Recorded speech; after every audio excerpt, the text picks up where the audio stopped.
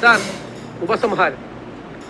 Sir, വികസനം എന്നത് കേവലം പശ്ചാത്തല സൗകര്യ വികസനമല്ല, മറിച്ച് ജനങ്ങളോടുള്ള കരുതലും അവർക്കായുള്ള ക്ഷേമ പ്രവർത്തനങ്ങളും ഉൾക്കൊള്ളുന്ന ഒന്നായിരിക്കണം എന്നതാണ് ഈ സർക്കാരിന്റെ കാഴ്ചപ്പാട്.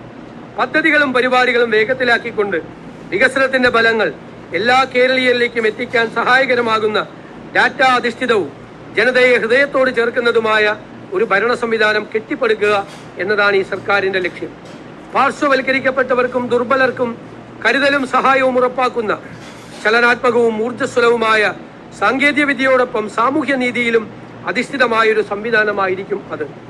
എല്ലാ ജനവിഭാഗങ്ങൾക്കിടയിലും സഹകരണവും ഐക്യവും ഉറപ്പുവരുത്തിക്കൊണ്ട് കേരള ജനതയുടെ പിന്തുണയോടെയും മഹനീയമായ ഈ സഭയുടെ സഹകരണത്തോടെയും സഹാനുഭൂതിയുള്ള ഭരണം, ഗവേണൻസ് വിത്ത് എമ്പതി കാഴ്ചവെച്ചുകൊണ്ട് ഭാവി തലമുറയ്ക്ക് അഭിമാനത്തോടെയും ആത്മവിശ്വാസത്തോടെയും സ്വായത്തമാക്കാവുന്ന ഒരു പുതുയുഗ വികസിത കേരളം നമുക്ക് ഒരുമിച്ച് സൃഷ്ടിക്കാം.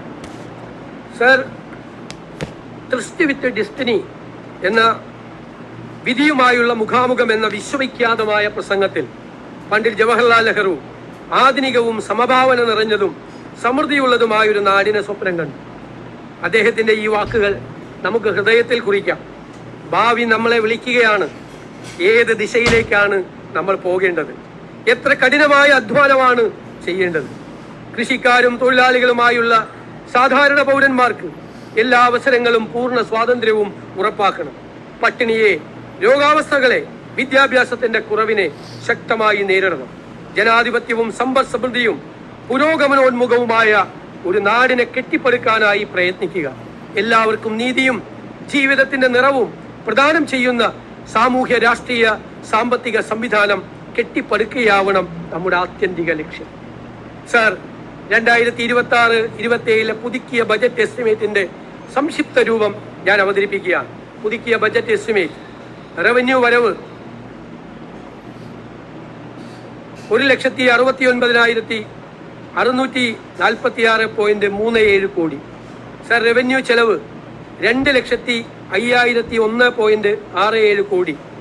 സർ, റവന്യൂ കമ്മി -35,355.30 കോടി. മൂലധന ചെലവ് -19,651.41 കോടി. വായ്പകളും മുൻകൂറുകളും തനി -1,398.65 കോടി. പൊതുകടം തനി 52,364.13 കോടി. പൊതുകണക്ക് തനി 4,000 കോടി. ആകെ കമ്മി -41.23 കോടി.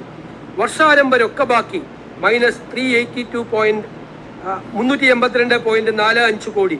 വർഷാന്ത്യ രൊക്കബാക്കി -423.68 കോടി. ഇപ്പോൾ പ്രഖ്യാപിച്ച അധിക ചെലവ് -1,080.95 കോടി. വർഷാന്ത്യ രൊക്കബാക്കി -1,504.63 കോടി.